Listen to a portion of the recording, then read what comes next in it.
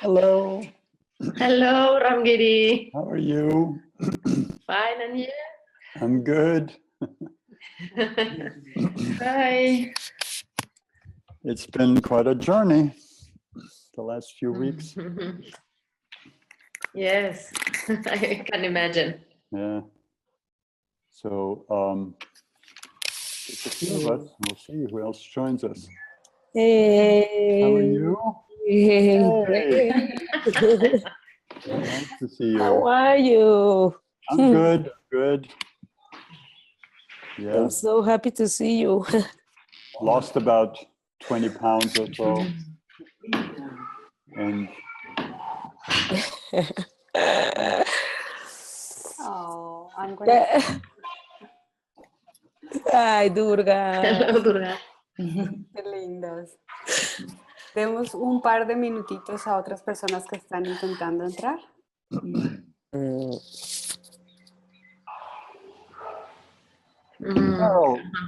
Carol, what is making you cry? I'm happy. Those are wonderful tears then. I didn't want to come. Well, you better. Yeah.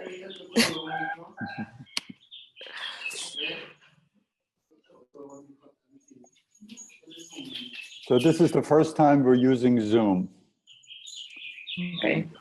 We have been told by friends that it's an excellent platform.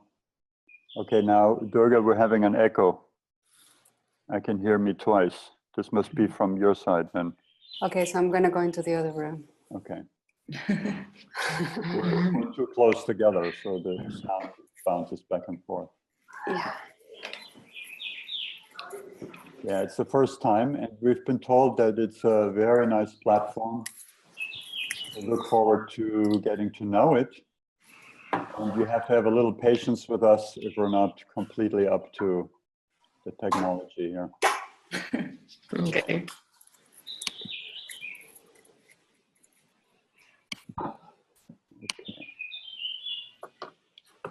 Is that better? Yeah, now it's fine. Echo is gone. Okay. And so, should we wait a few more minutes or should we get started, Durga? Well, I see a few other people trying to Okay. get in. So let's just give them 2-3 more minutes. Mm-hmm. Look, I'm gonna show you my baby.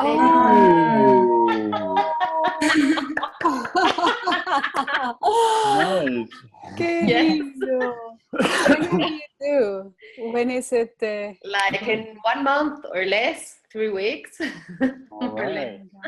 Wonderful. Yes. All the best. I'm getting ready. And did you decide on the name? Yes, but it's Ines. It's another name. I changed it. Ines. She was going to call it Julia. Yes. Yes. Oh, sweet. Susanna is joining us. Susanna.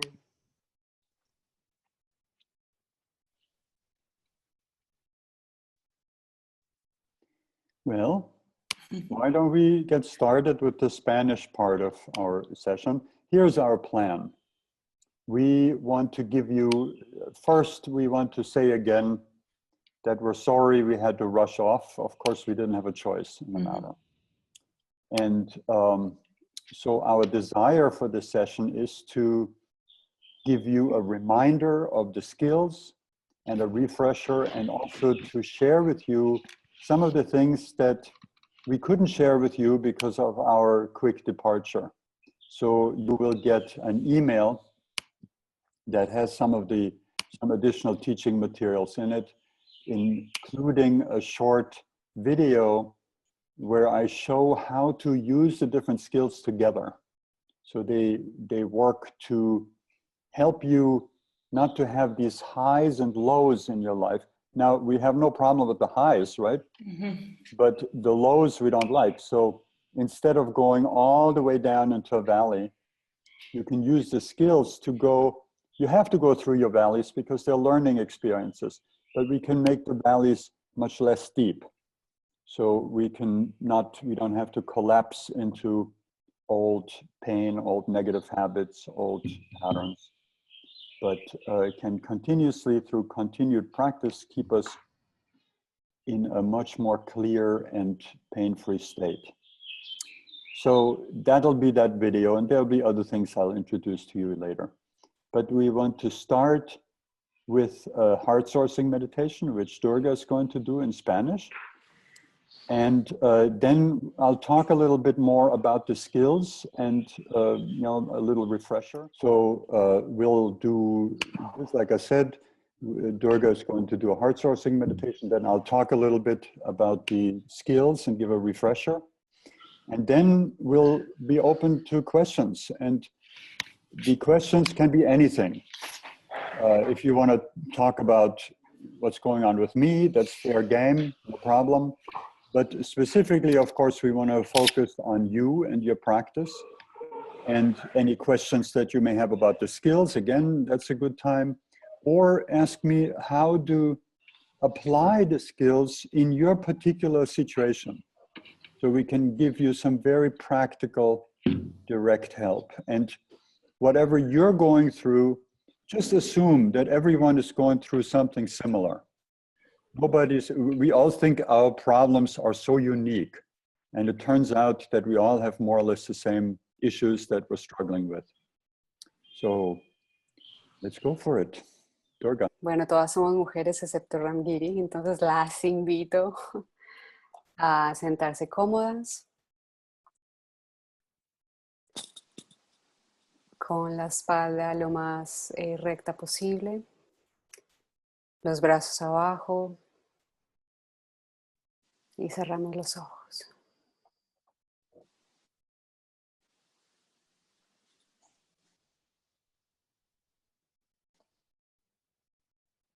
Siento mi cuerpo poco a poco desde la cabeza hasta la punta de los dedos de los pies.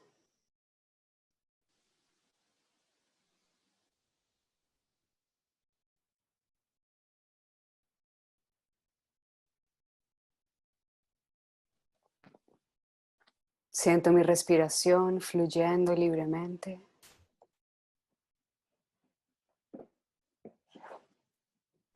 Sin juzgarla, sin querer cambiarla. Y simplemente observo cómo es esta mañana.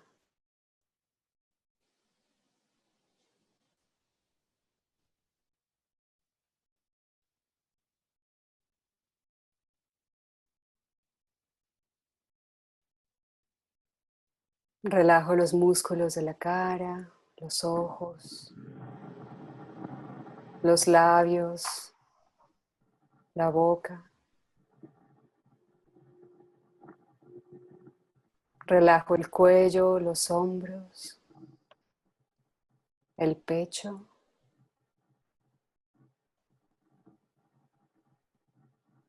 Relajo los brazos, las manos, los dedos.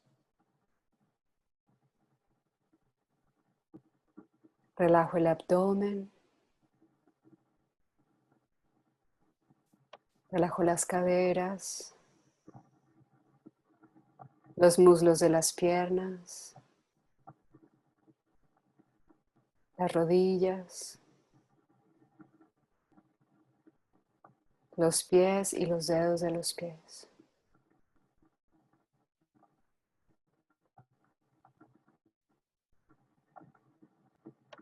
Siento mi cuerpo tranquilo, sin ninguna tensión.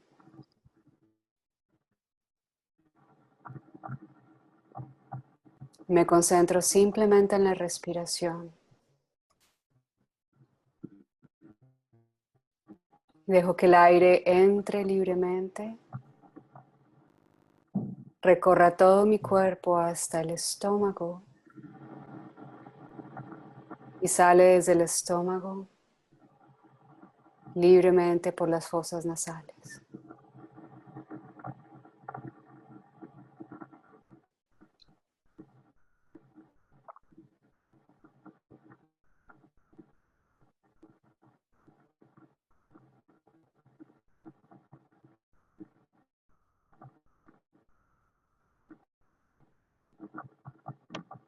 traigo mi concentración y mi atención al centro del pecho.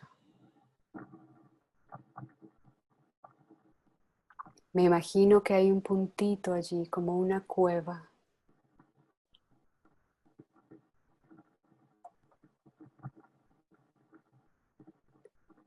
Y en ese espacio voy a ver una luz pequeñita, pero brillante.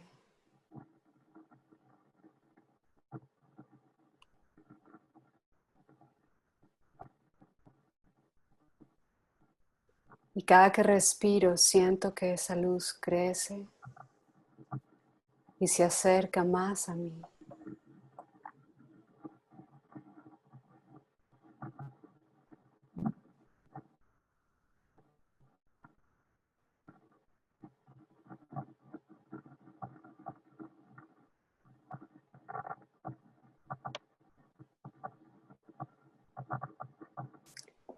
Y voy sintiendo que esa luz me da calor,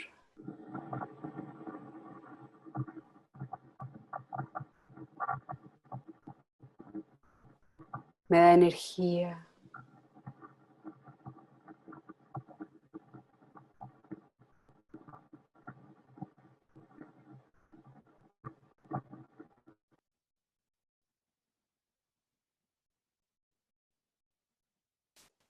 Y cada que respiro crece más.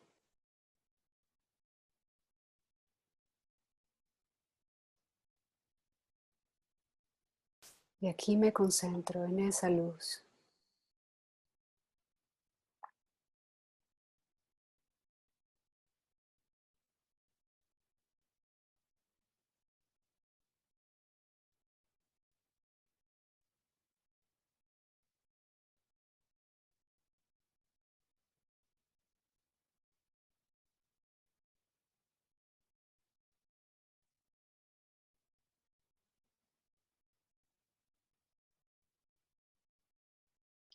Sigo respirando profundo y voy un poco más adentro.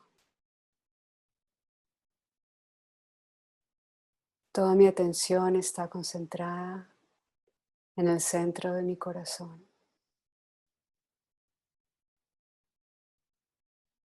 en la luz que habita allí.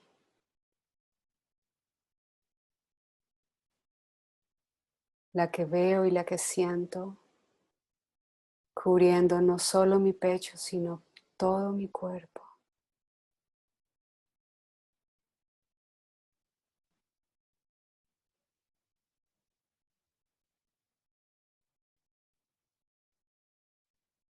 No hay un solo pedazo de mi cuerpo que se quede descubierto sin esta luz. Y siento cómo me abriga, cómo me acoge, sin pedir nada a cambio.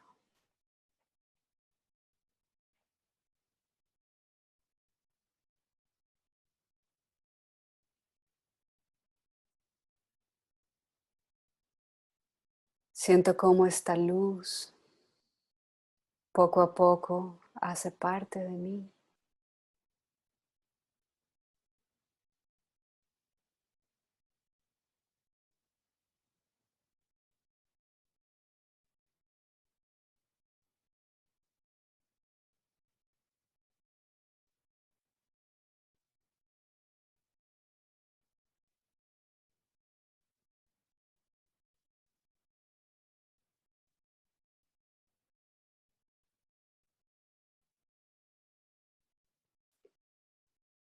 Mi respiración se aquieta un poco más lenta y más profunda.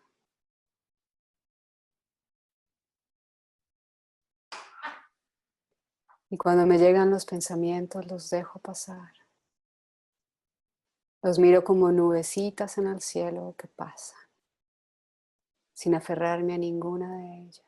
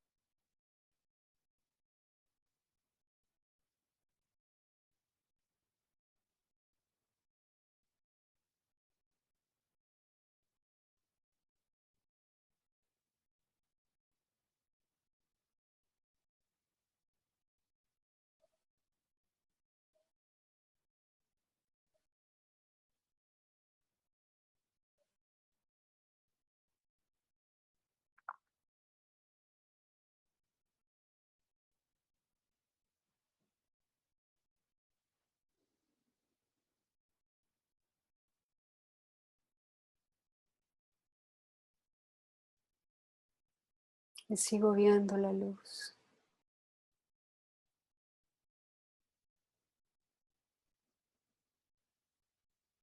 Sigo viendo que está allí, dentro de mí, siempre conmigo.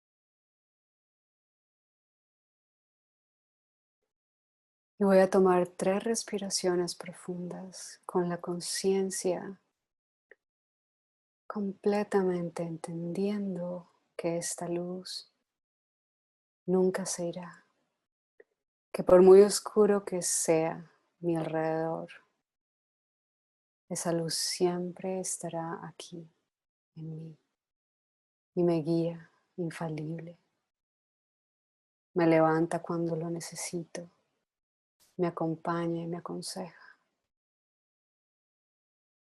Y yo le confío y le tengo fe. Esa lucecita está en cada uno de nosotros y brillará mientras más presente la tenga en mí. Tomamos 3 respiraciones.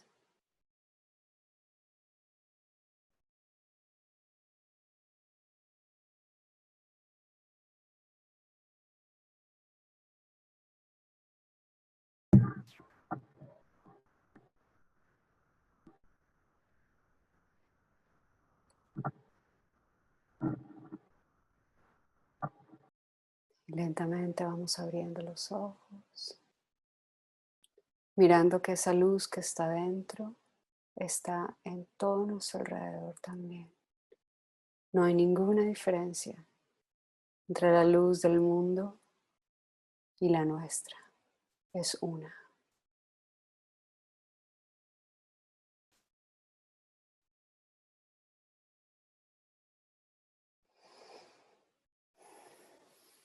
Rangiri, you can take over now. Okay.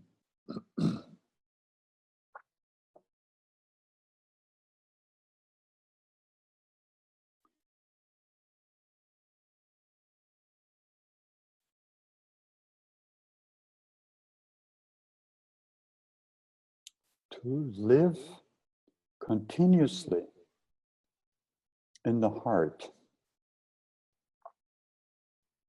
and I mean continuously, what does that mean? First of all, you probably have a sense that it means happiness. But it's actually much deeper than that.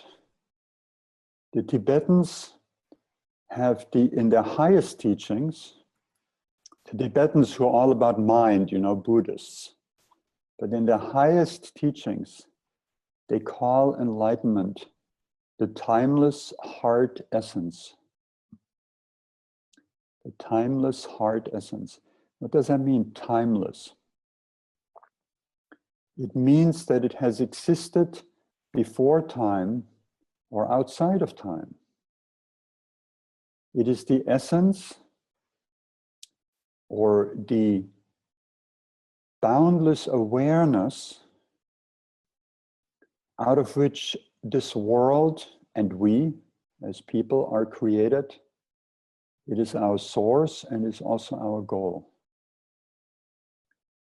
There are many teachings in this world that go through the mind because we are mental creatures.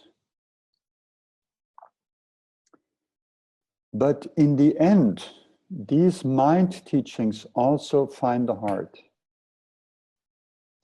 And the other path is, if we talk about two main paths, one of the heart and one of the mind, the paths of the heart find the great wisdom in the end, and as they mature, that the mind paths immediately strive for. So it all comes into one at the end. And when you feel attracted to a path of the heart, then you also right away actually have to deal with the mind. Because you know what happens when you're in the heart, everything's fine, you're in love with life, in love with someone else.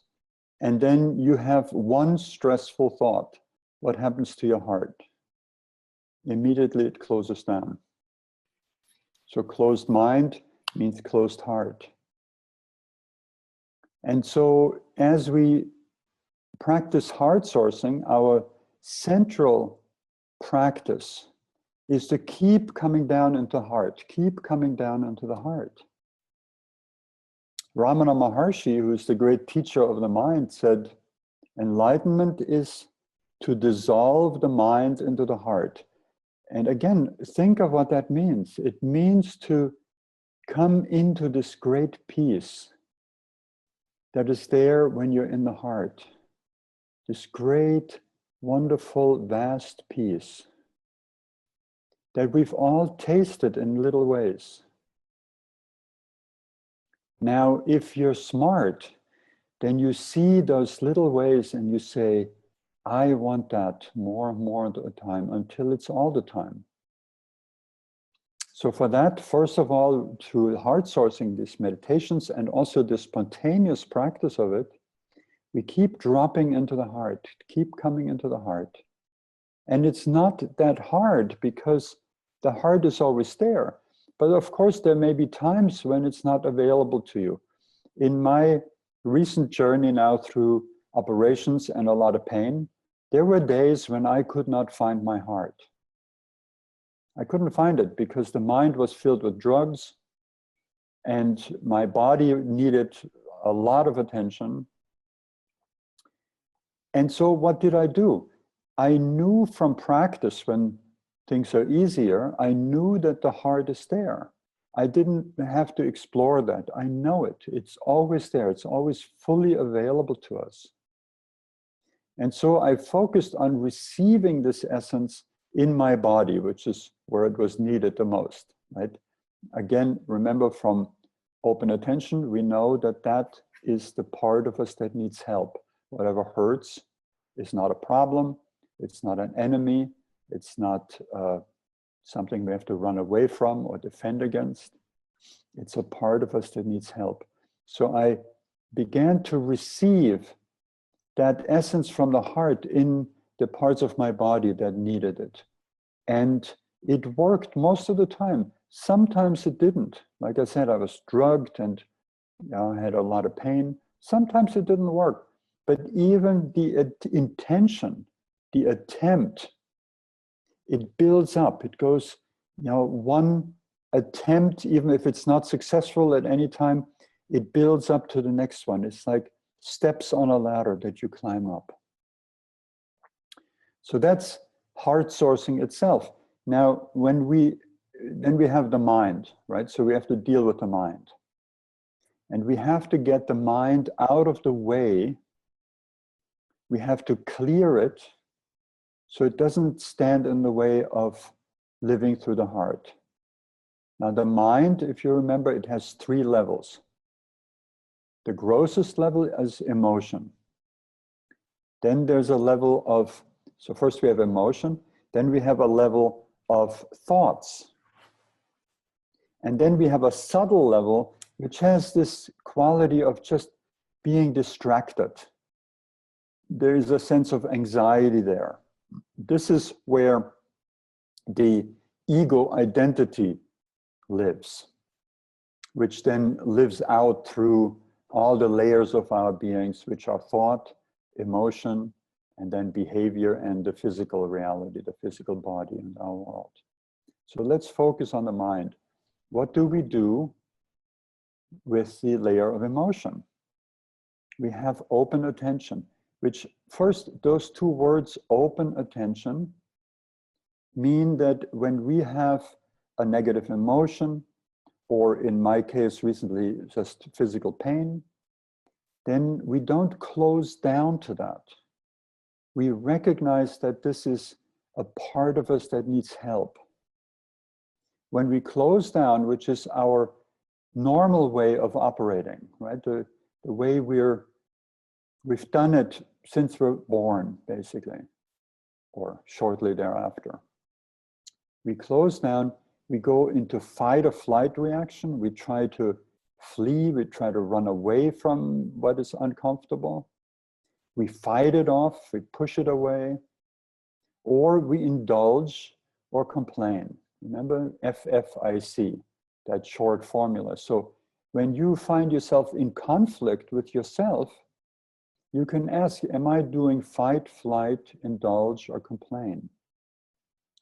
And when you identify what you're doing, or just sense that what you're doing is not working, remember this most important thing, that the issue, the challenge that you're facing emotionally or physically is not a threat or an enemy, but it is a part of you that needs help. Another way of saying that is that everything and everyone in your world is your teacher. Everything and everyone comes to us to teach us, to help us in some way. Some help, of course, we're very happy about. The love and happiness and the good experiences of life, we're all open to that. There's not much problem. But we also need the challenges. We need the difficult problems. They have very, very precious teachings to teach us. Now, when we fight that teacher of the difficult moment, then we can't learn the lesson. And what that means is that it means that the lesson has to be repeated. And we've all, right now in this life, are in lessons that perhaps stem from past lives, lessons that we haven't learned.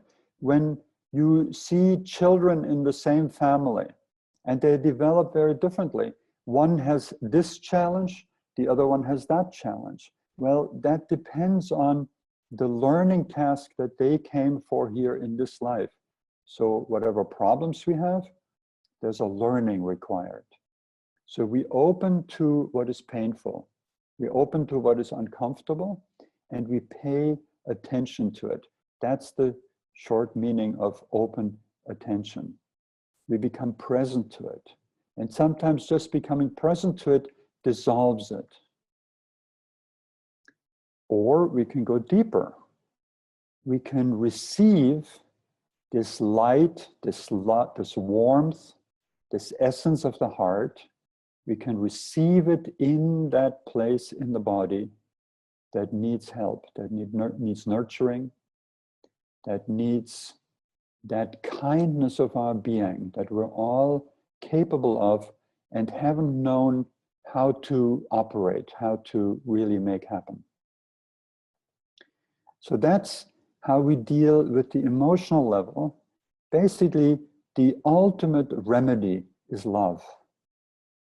The ultimate remedy to everything emotionally or physically that hurts us is love. Of course, we do everything else too. When I'm in the hospital, I take the drugs. I do everything that I needed to do. But it's that love that invigorates us. I remember one night in the hospital when I was not feeling good, and then I put my head on the pillow, and suddenly, from old practice, this great love just flooded into me, and it felt wonderful. Suddenly, there was this great, great relief. And we all have that potential in us. It's just a matter of practicing it. So then let's look at the middle layer of the mind, which is thoughts. And for thoughts to clear the mind, we have this amazing tool called the work of Byron Katie.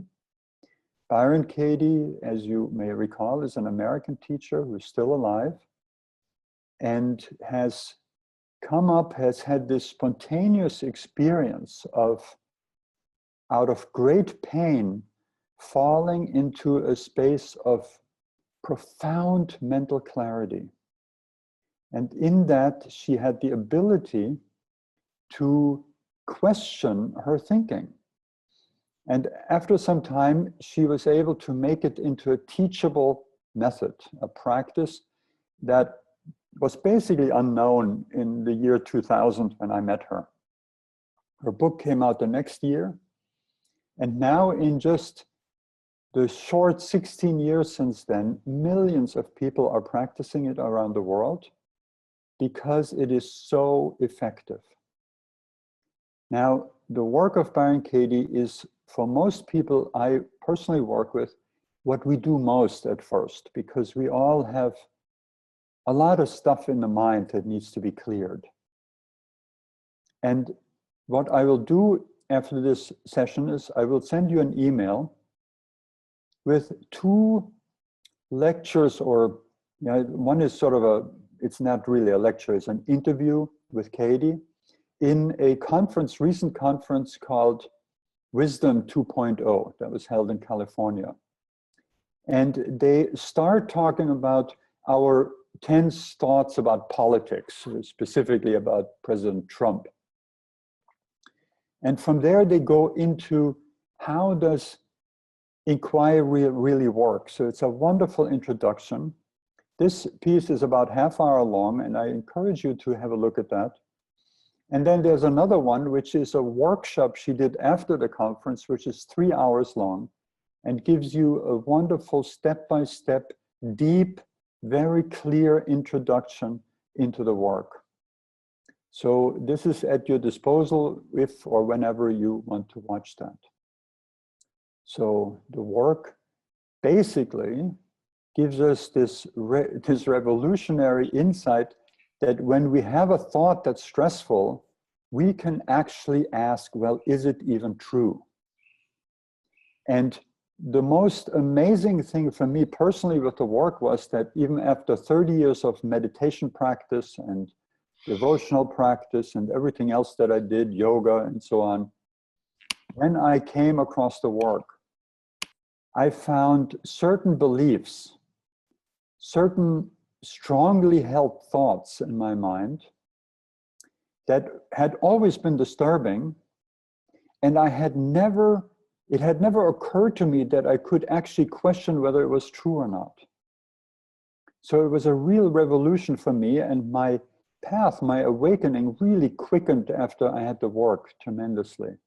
That's why I fell in love with it, and I'm sharing it with you as an integral part of what we do in HeartSourcing. And then finally, the most subtle layer of the mind, this layer of distractedness, of basic anxiety. Some people experience it as a deep sadness. Where does that come from? It's not a sadness that comes from the mind in this case. It is an existential sadness or anxiety that comes from the recognition that we are not yet connected consciously with the pure essence of who we are, that great bliss of our true nature. In other words, the heart.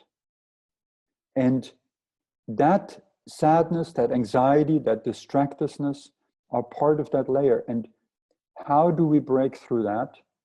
By generating stillness. Stillness is the remedy on that level.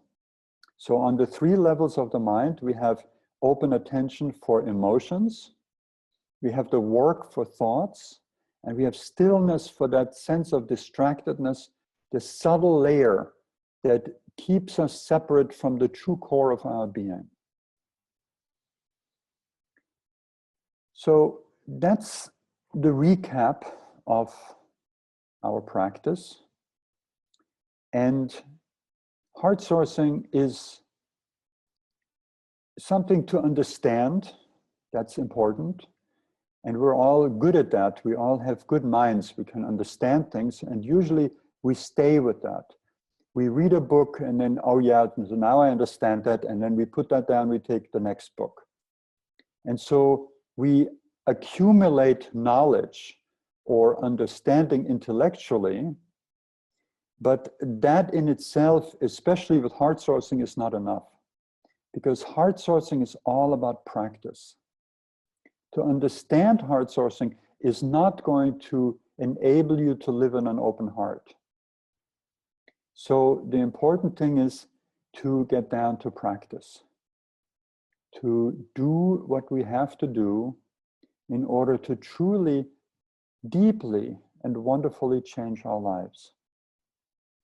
So I want to open this session up to any questions you may have, and any suggestions also of how we may go on. Durga has a few things to say about individual work that we'll offer at in the coming months, but also as a group we may continue this. So we're very open to your suggestions, but especially let me know if you have personal questions now, how about the work, about the practice, or about how to use it specifically in your life.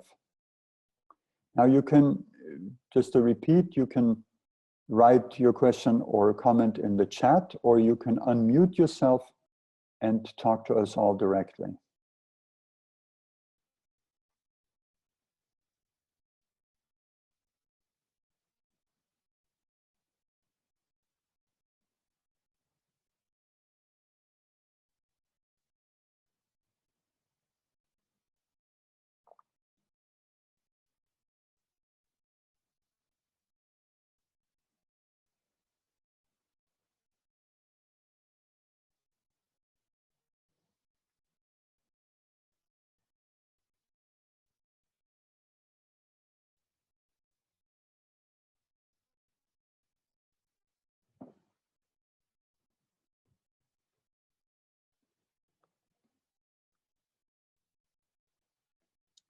Well, if there are no questions, Durga, why don't you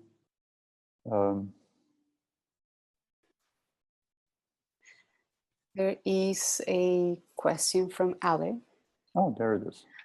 I sometimes get stuck when I'm trying to do the Judge-Your-Neighbor Worksheet, and I find it hard to continue. Okay, great question. I can add something to what we're going to send to you, which is a video from Katie also of how to fill out the Judge-Your-Neighbor Worksheet. It's really an art, and I just spoke about stillness as the remedy for the most subtle layer of mind, but stillness is profoundly important in all the other levels too. When we don't have stillness, we can't really see ourselves. We're not really in touch with what's going on with us. The mind is just going outside here and there into all kinds of things. So stillness is crucial. And when you fill out the Judge-Your-Neighbor Worksheet, you read the question, and then you become still, and you see what comes up. You don't do that from the mind that you already know you have, because there's not much new going on there. That's why we're doing the work, right? To open up to new dimensions of our being, to greater peace, to greater happiness. So you read the question, I'm angry at John because. And now you may have 5 or 10 items right there in your mind, but slow down and say, what am I really angry for him about? Maybe it's not about the way he talked to me 10 minutes ago. Maybe it's about some hurt that I still carry from 5 years ago. And that in itself may be a new insight.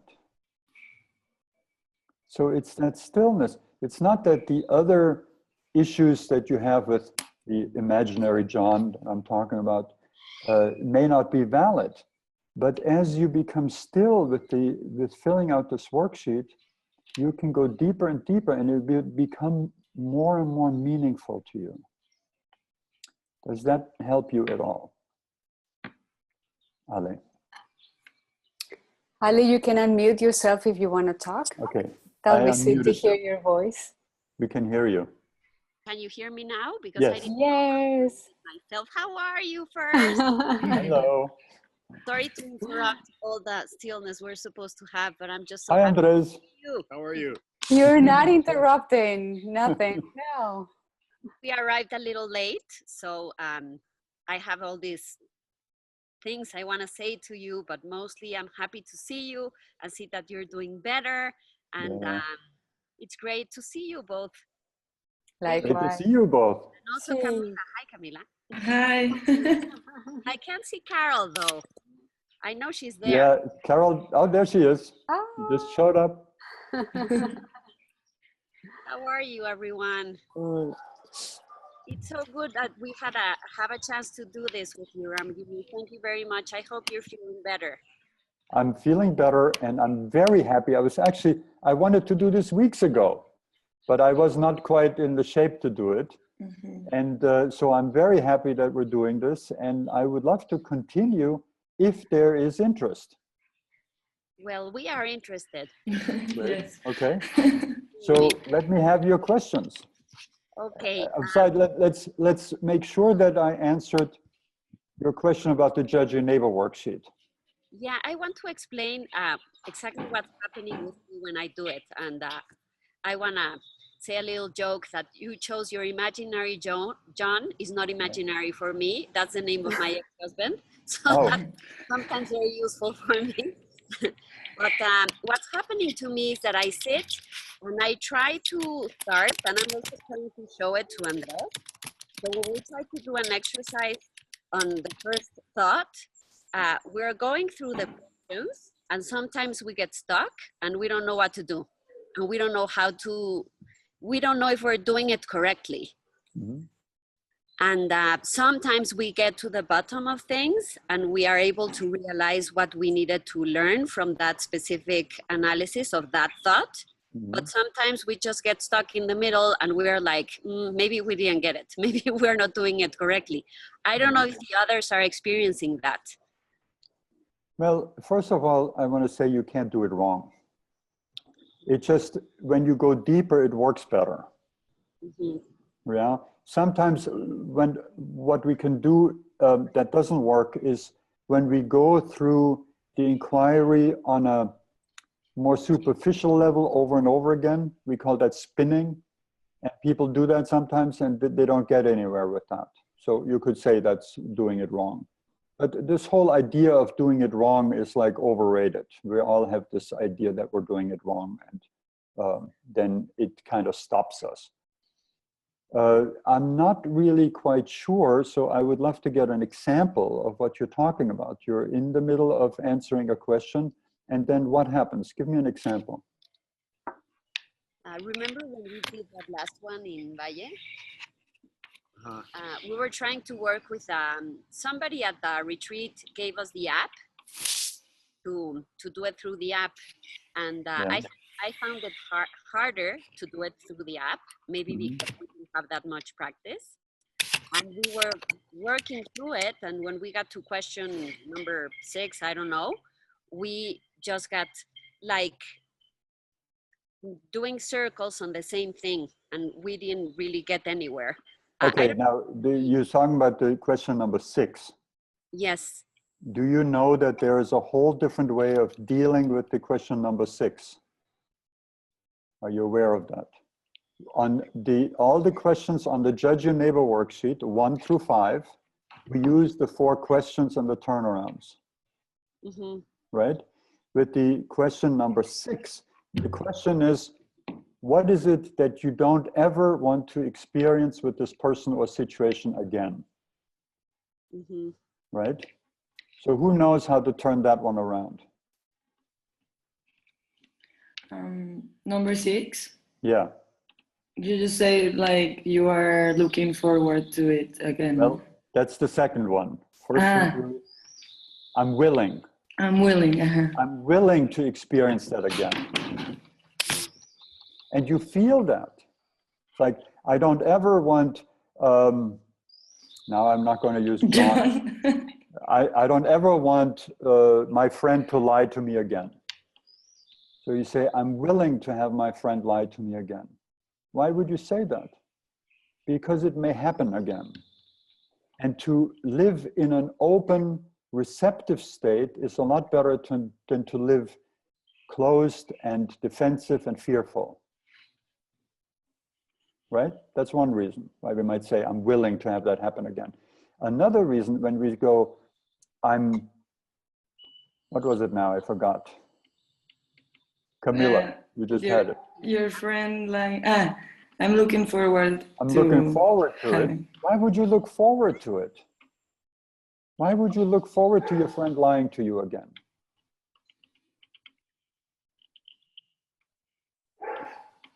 Because it might happen. Well, yes, it might happen, but even more so, you look forward to it because you might learn something. Right. What is there that can happen to you that you cannot learn from, that you cannot grow from? That's why I'm saying everyone and everything is our teacher. I just met a fantastic teacher called cancer. I'm not going to close down to that teaching, and so many teachings have come from that. It's amazing. One of the teachings, of course, is what to do to get over cancer. You see, you don't surrender to it, like, okay, now I have cancer, I'm going to be dead. Not at all. It can actually bring out your will to live and your ability to really love life and to engage with life more deeply.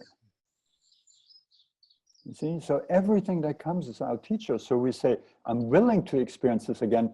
I look forward to experiencing this again. And when you really, really want to be free, you can say, I can't wait to experience this again. But that has to be understood correctly. It's not like we're inviting pain or anything like that. That would be crazy. Mm-hmm. It's just, if it's meant to happen again, I can't wait for it to happen because I want to learn my lessons here in life. I want to be done with the lessons. I want to graduate out of Earth School into Enlightenment. Camilla, you had your hand up for quite a while. Yeah. I'm having a little trouble like doing the work at all because I don't know, like I'm very happy right now and everything's flowing like really good. I got a new job, a new boyfriend, a new home, everything. Right. And I feel like I'm afraid to do the work and realize that maybe not everything is. Honey, if you're happy, you see, it's like in that video that I'm sending you, it's called The Roller Coaster of Life, right? How things go up and down, right? If you're up, you're there. Enjoy yourself. Have a wonderful time. There's no practice there. You see, we don't practice because we ought to practice or else something terrible will happen. No, we practice when we are facing a challenge. And that can be very small, as it happens in everyone's life, or it can be very big. Mm-hmm. So when you're in a state that's open, when you live in the heart, forget about practice. You're there. Enjoy, be happy, okay. Right? The time will come when practice is again necessary and excellent. Okay. And then you can come back to it, especially when you've practiced before. It becomes easier and easier to remember and to do it and to free yourself so you can be in that space of the heart again. We don't practice for the sake of practice. We practice to live in the heart. Okay. Julia, Durga. I'm a little conflicted with that because I've also understand that practice is an accumulation of like merit. When I sit my butt down every day for 15, 20, half an hour to really find my stillness. That's part of practice. And if I don't do it, even if there is a high in my life, I still do it because I know that will prepare me for the moments when there is a valley, when I come down the you know, the mountain. Yeah. So is it really true that we just practice when things are down, or we just practice because it prepares us for those moments when the things are down? Like right now, Camila has this really high moment in her life, but she can continue the cultivation of her heart and the cultivation of her emotions and preparing her for, you know, whenever the valley comes. Mm-hmm. Well, it's an individual thing also, right? And there are different stages that we are all in terms of practice. If somebody has the desire to have a practice that they do at all times, that is very good. Mm-hmm. There's nothing to be said about that. But there's also a state where you go beyond practice. That's what we're practicing for. Does that make sense? Yes. There's a state of pure being. I Ale. want to make sure I understand. When I was asking you about the hard time I'm having doing the work, you said that I need to practice stillness. So what I am understanding is it works better when you do all the tools at the same time, and there comes a point where it starts getting easier. Maybe what I think is happening with me is that my mind is always going like a little bit a step ahead. So even when I sit down and I try to do it, I am already thinking on how I'm going to try to get myself not to do it, because sometimes I'm afraid of what I'm going to find. Mm-hmm. And I don't know, when you were talking right now about distractedness, something came to my mind that it is very true that when I am distracted or trying to be distracted, I feel that sadness you're talking about, that existential sadness, Mm-hmm. or that feeling of not being able to. It's a combination. Maybe I'm not making any sense, but I have to sit down and do this practice because it's helping me and I feel that it's helping me. But I am sometimes afraid to do it because the deeper I get into my practice, I find more things and I find more challenges. And sometimes I'm like doing an auto-sabotage because I don't want to go further because I'm afraid it's gonna hurt, or I'm gonna find something that I thought was very worked and in its place, and I don't want to move it again. And I am really afraid to do it. So some days when I feel that that vulnerability, or whatever the right pronunciation on that is, I don't even want to sit down. Because I know I'm gonna be able to get to that point, and it's gonna hurt, and I don't want it to hurt. What is gonna hurt? Sometimes what I'm gonna find, some unresolved issues I have, and sometimes I'm very sensitive about it, and I don't want to be. And where are these unresolved issues that you have not looked at yet now? Where are they physically? Where do I feel? No, just generally, where are they? In my head, of course. They're in you. Mm-hmm. So the process of yoga means union. What are we uniting here? We're uniting you with your true self, your free self, your heart. These unresolved old issues, we all have them, they stand in the way of that. Now, the ego, of course, loves to keep them because that gives it life. It gives it a reason to be. It gives it the illusion that it even exists, right? The ego loves that, and the ego gives you that fear. The ego gives you that self-sabotaging tendency. We call it the pain body. This habit of, oh my God, I don't even know who I would be if I were really happy. So that becomes scary because it's the unknown. And then we shut down and we stop practicing.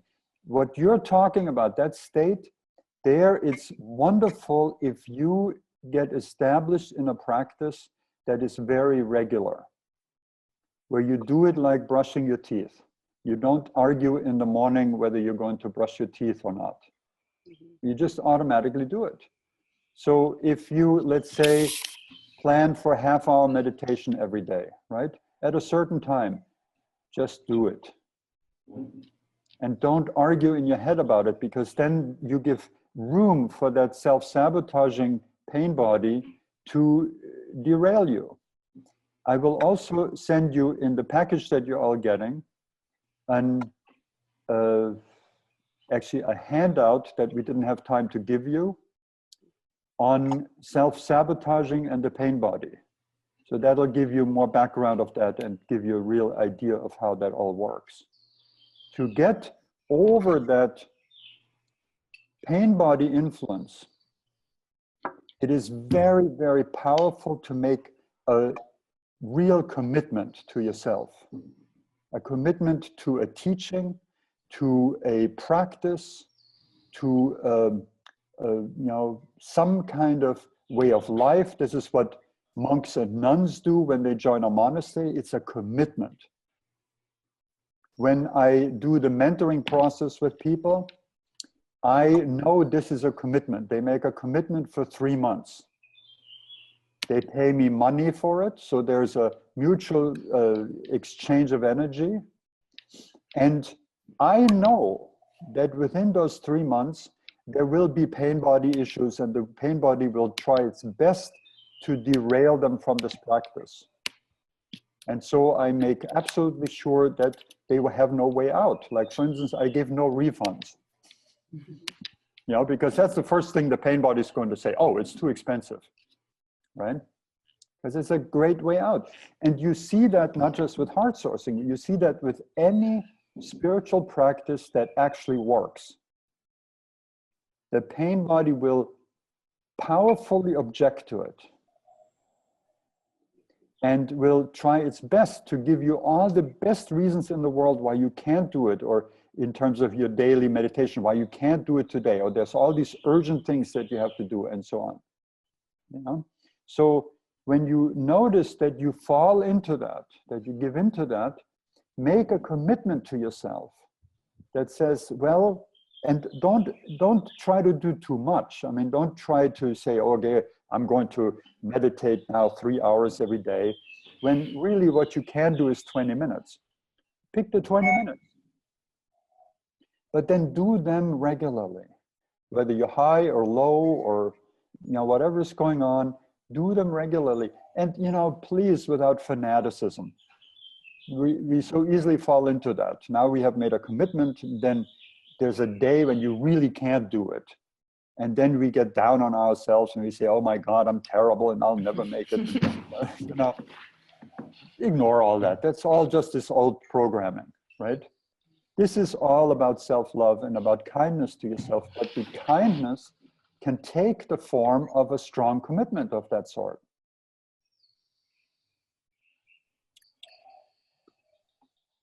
Okay? Okay.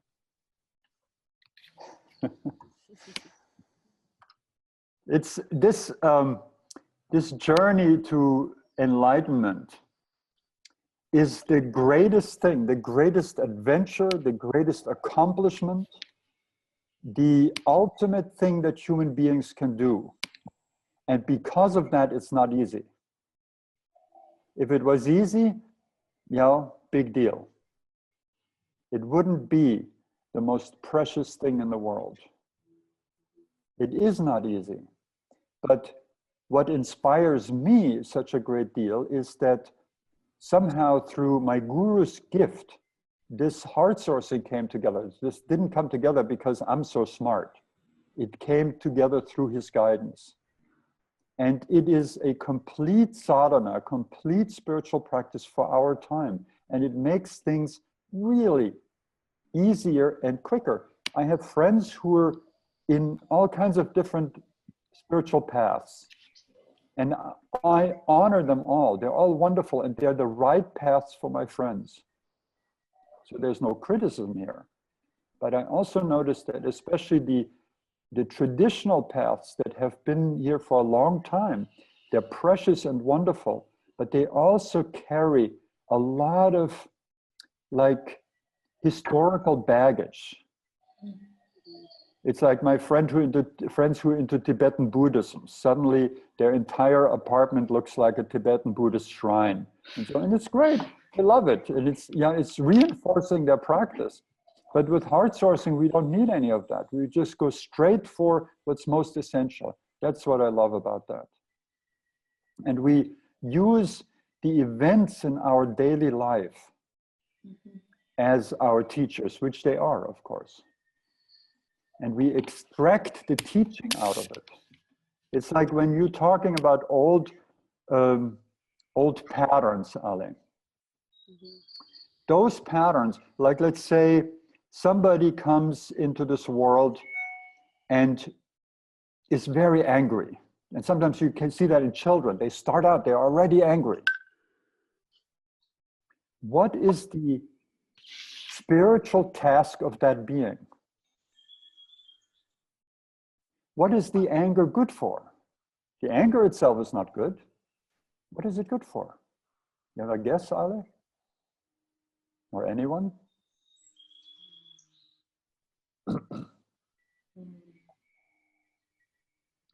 For them to learn the opposite of anger. You see? When you have anger, hopefully, if you have any kind of insight, you'll find out that it's not working too well. You're miserable every time you're angry.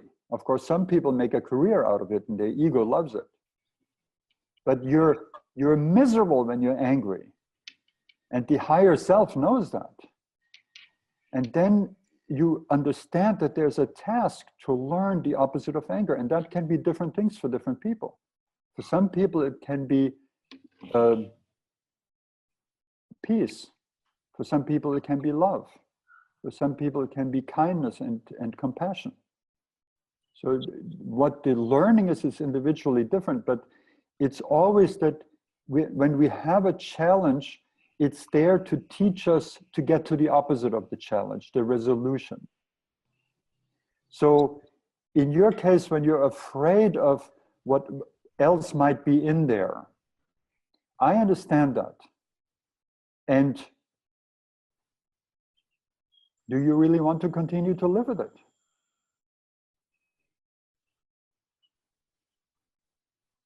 Being afraid?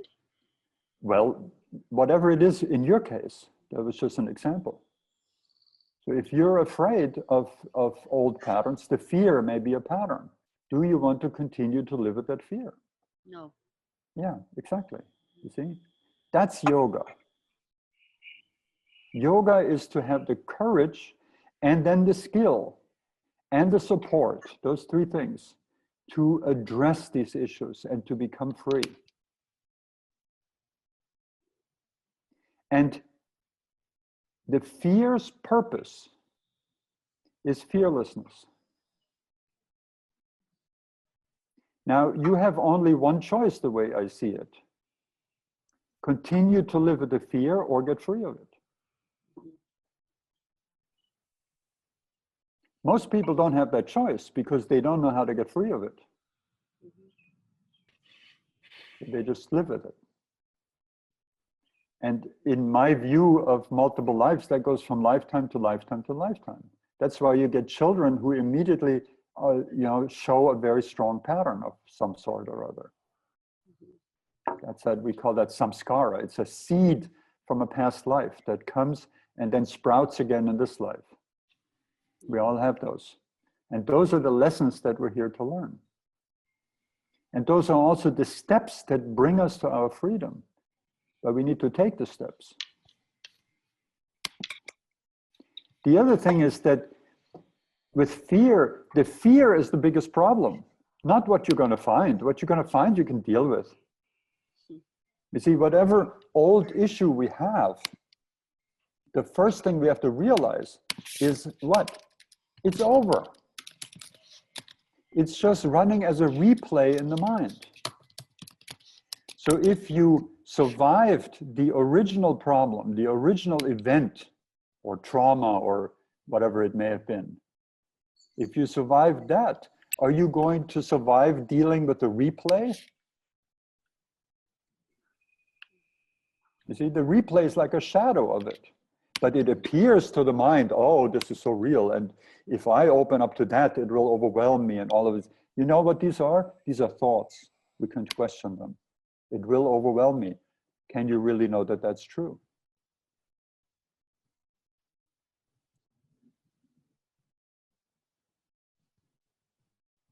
The whole idea of I'm being overwhelmed by something is just a thought. And of course, when people believe it, it can drive them to suicide. But luckily, we don't just have to believe all that stuff that comes up in the mind anymore, right? We say jokingly, what, you still believe what you think?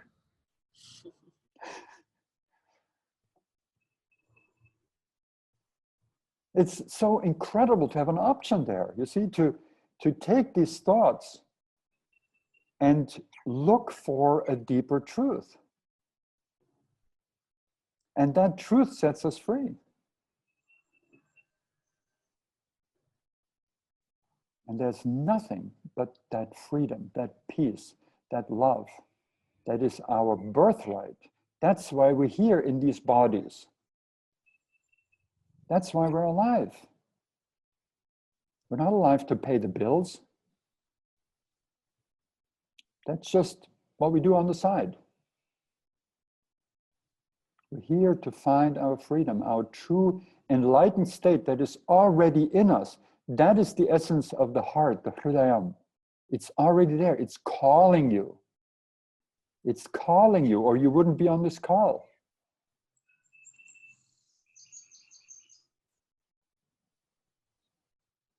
The invitation is to follow that invitation of your heart.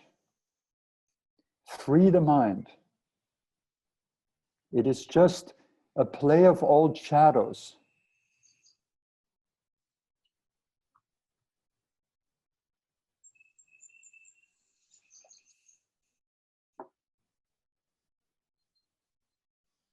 Do you have any questions?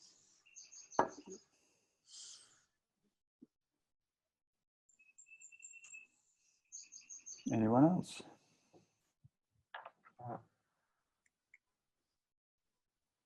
See, okay, then I'm just going to take it to the next step.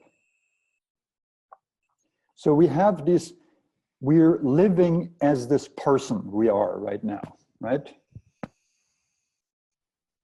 We're living as this person. And since we're children, we have identified with our bodies and our memories and our mind and all of that stuff. And after a little while, this will all be over, gone. I had a pretty good look at that right now with that operation and really like looking out, as I say, the back door of life.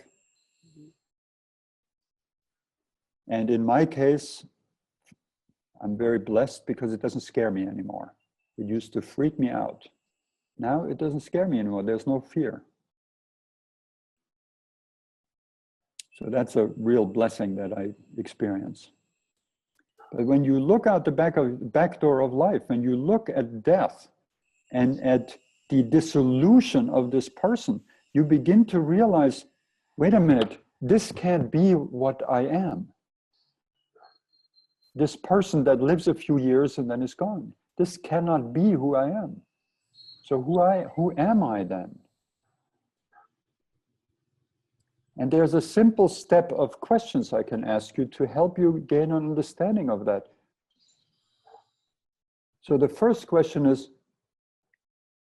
how do you experience your body, your person, your world? How do you experience that? And the answer is, you experience that in awareness. Is there anything that you experience that is not in awareness? In your awareness? Is there? No, everything happens in your awareness.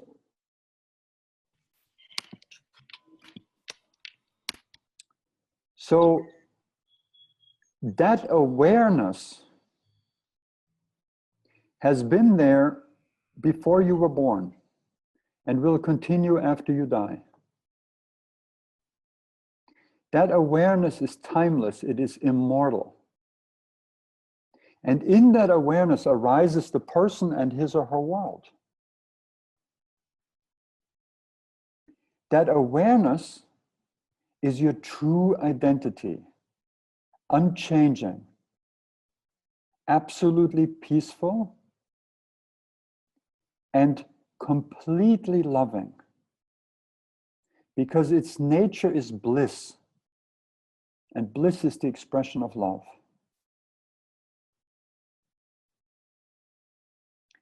So this is the true goal of yoga, to find who we really are, to become free of all fear, including the fear of death.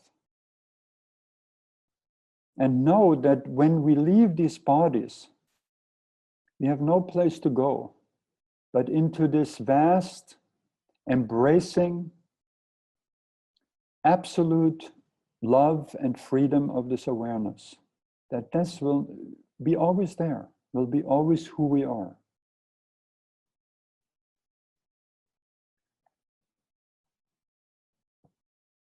And to come to this realization and live in this realization, this is the shorthand of enlightenment, to live in that realization. In order to get there, we deal with the lessons that life gives us day by day. Every relationship, every moment is a lesson in itself.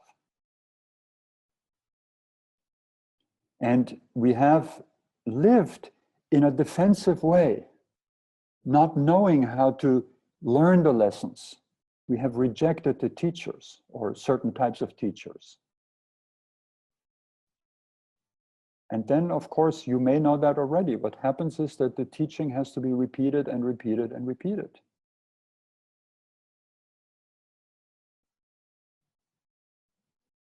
That is bondage.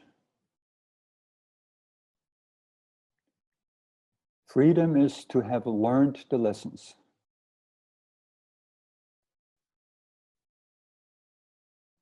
And this is now in the palm of your hands. No one can do it but you. It cannot be done for you. But you can learn the practices, you can practice them, and you can get the support that's needed to succeed in this journey. That's very, very important. We all need that support. And you have now a group of people in Mexico who I hope will continue to come together in whatever way you can. This is one way, there are many other ways, to be that support for each other. To be that satsang. And so my question comes, do we want to repeat this kind of meeting? That's one question. Yes. Mm-hmm. Okay, yes. So Durga, you want to deal with that? I don't quite know how to set that up or how to decide that. I think maybe 2 to 3 weeks might be a good timing, so we can take this time to practice and come up with questions or just deal with our life. So that's it. I guess what we could do is just take this on and on and on until there's no limit for us to meet on this Zoom and on this heart space that we are creating. Until we're there again in person. Until we're there again in person. We don't know when that's going to be, because right now he's starting a protocol that is going to take some time. Just as a FYI, we decided not to do chemotherapy because the percentages of chemotherapy were very, how can I say this, not promising. Well, the percentages of going the holistic route seem higher than route. Right. And also I have had some issues with medications and chemicals that landed me in the emergency room twice the last 2 weeks. And it's just not a good idea for me to use all this chemistry that my body really tends to reject. So we're very happy. We have a wonderful team, really wonderful team of experts that are advising us with this holistic or integrative approach, where I'm already on a very strong diet. So I have no doubt that I'm going to be okay and see you again before long. But it may be a few months for sure. Ale. I wanted to ask you, now that you made your decision in the holistic approach, I know that insurance is not covering that for you. Yeah, So you're right. is your funding group still going? Is that the right? Yeah, it's still going, and we just this week now we will get an idea of the actual cost of it, and it may be very high. So we will write an update. My daughter will write an update on that GoFundMe page, and we are very, very grateful for any support we can get, because we've lived like sadhus. We don't have a lot of money at all, and that's actually a wonderful thing, because we know that the universe supports us. It may sound very strange, but for me, it's a way of staying open to life. And I know that I will always have what I need to have. So I've been guided into this also because I'm basically just not good with dealing with money. And that's one part of it. But I'm very happy about this way of life, which would really be scary for most people. I understand that. And so it's not a way of life for everybody. But that's how we've lived. And I'm confident that whatever is needed will show up. Make sure that she shares that information with me so I can send it to all our group in Mexico. Thank you, Ali. I will. Yeah. More support for you. Okay. Yes. Thanks. That's very lovely of you. You know, the donations that came to that page, I experienced them as direct manifestations, physical manifestations of love. That's my experience of it. It's not money. It's just this physical manifestation of love, and it's just wonderful to receive that. It's really just, it humbles me, and it's really great. I thank you all for that. Can I say something? Yeah. I know this is not the space where many people, and I don't know, and Durga started the first day saying this is not therapy. Yeah, that's right. That we had to be. So I think this is not the space, but I just want to say that I don't know what happened to me, but I just think of you too, and I can't stop crying. I don't know what you did to me. I know what it is. You want me to explain it to you? Love. That's it. I know. But I just can't stop crying every day. Every day I cry for 5 minutes when I think of you too. You are. You see, this is a phase. It's a phase of the heart opening, the phase of the heart pushing against all old pain. And that is really wonderful that you connected with us and our lineage this way. It can have that effect. So it's a purification, it's a cleaning out of things, and the heart getting opened, getting used to that love. It's wonderful. So Yes, but every time I'm meditating, I start crying in the middle, so I just can't continue. And No, that's your meditation right I'm now. trying to do the work every day, and every day I have to stop. And like I know I need like a private session with you and with you too, Durga, with both of you, and because last day for me was, I don't know what happened. No, I was very depressed for 2 weeks, and I was so angry and so frustrated, and I do want to do the work, but I can't. I just in the middle, I stop. No, and it's Sometimes one or the other practice becomes predominant. And in your case, it's this opening of the heart that is becoming predominant right now. So go with that. There will be time for the other practices. You're not missing out on anything. I will say, enjoy the heck out of those tears. Mm-hmm. I mean, let's reverse the situation. It's just that you're not thinking about us. You are thinking about that soft, tender spot in you and who you are that is able to feel this much. If you're able to feel this much for human beings, in this case, him and I, but whatever, you're able to feel that much for you. So think about it from here first and then going out. And that's so beautiful, Carol, that you cry. I mean, he's like that. I'm a little tougher in terms of tears. But it's so sweet that you have tears of I don't know, love and devotion, whatever it is. And it's not for us, it's for you, that you're able to connect with your heart so deeply that it brings tears. That's not, everybody cannot do that. This is a symptom My of... teacher Keke, let me just finish this. My teacher Keke in India kept saying that to me, because every time he speaks with Ramgirian, there is, I don't know, a history of a god or a goddess in the air, and Ramgiri ends up crying, and I'm like, I'm not crying. And he says, you have a hard heart. And that made me cry. Your heart is a rock. And that I was like, yeah, yes, my heart is a rock. But it's beautiful when you're able to soften up and just open that. And that's like a very wide open channel to let all the beauty and all the love and all the good things that you are and you have just really come more natural to you.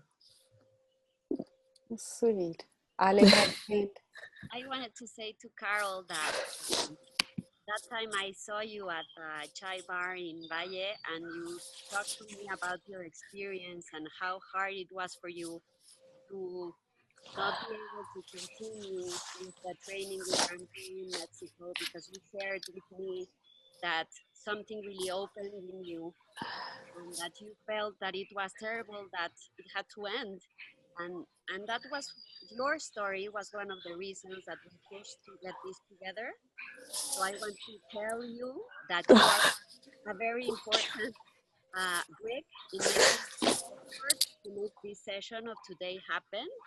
And things always happen for a reason, Carol, and you are very, very special. And the way you told that to me that day made me call Durga right away, tell her that you needed to get in contact with Durga, Julia, that we needed to do this, and you were part of the engine to get this organized. Ay, thank you, gracias. Y no iba a venir, me rehusaba. and I told her, you better show up, girl. And Carol, this is not therapy, because these tears are a symptom of bhakti yoga. These tears are a symptom of your heart opening. So we're right in the place where we need to be. But it's so hard. That's what I know. I want to know how to deal with it. You know, that last day I opened so much, and things that I didn't even know came to me. What is hard? And then I didn't know what to do. No, with all that information and those feelings and those stories, and too much. And I was very scared. It always takes one step. So imagine that you're going to just climb this very high mountain, and there is a mound of rocks, flat rocks sitting inside of you, I'm sorry, in front of you, to just help you go to that mountain. But it's cloudy. It's super cloudy. You cannot see the whole path, but you know the path is there. So what is the next thing to do? Just to look down and to see, oh, at least I can see the next rock where I can put my feet on. And then probably the next one will be clear, and the next one, and the next one. So just one rock at a time, one step at a time. And you will know the tears are part of the practice, are really part of the practice. I mean this. They're cleaning you up and they're opening you up. And then a thought comes, oh shit, it's really bugging me. What do I do with this? There is work. And it's so too much, Carol. It's too much. What is that? It's a thought. When you believe it, it can scare you to no end. It's just a thought. I would question it. You see, all these things that we believe so strongly that we don't even think that we can ever question them, those are the real precious one to question. Any stressful thought. See, this is the pain body, right? So your heart is opening, it's beautiful. Maybe the mind opens and there's stuff coming up, but really basically the heart is opening, and then the mind goes, oh, this is too much, shut down, right? You know how, you have the skills now to deal with that. Yeah. And to remove that. So with the opening heart, the obstructions also become visible, and those are our teachers. We need to engage their teaching. And your tears are beautiful. There'll be a day when you will miss them, when you won't need them anymore. But you will remember the sweetness of that, and the sort of this feeling of opening up into a whole new dimension of your being. Let it happen. Let it take you. It's all good, and it's safe. Only the mind makes it appear unsafe. It's still safe. Thank you. Camila, you wanted to say something? I just wanted to say that it's very beautiful to see you two again, and it was very encouraging and very nice, and I hope it's very beautiful to see you all again. Yes. Yeah, wonderful. Okay, we will see you in 3 weeks then. Okay. So May 20 at 10 in the morning for you, 11 for us. Okay. Okay. I will send an email with all the information that Ramgiri spoke about, all the videos, and I'm also going to send a PDF with all the handouts that we couldn't give you. Okay. That were left for the second part of the training. We wanted not to give you everything in a head. My English is lousy today. Yeah. Well, let me say this. Let's send the ones that don't need special explanation. Right. Yeah. So we will send you that on a PDF on the email, and separate from that, I will send you another invitation with Zoom on this same format, exactly the same for May 20. And I will also send to you a special discount we're going to give you if you want to take private sessions. We're sort of doing this with only Mexican students, because we know that the how do you say, the difference between peso and dollar is quite hard for all of you. So we want to make it easy for you to communicate with us and not just prevent you from doing it because of money issues. And know that these sessions that we're having now are completely free of charge. And it's a gift that we just want to extend. Thank you. Okay, and feel free to ask any questions along this time. Send us an email to my email, info@skillsforawakening.com.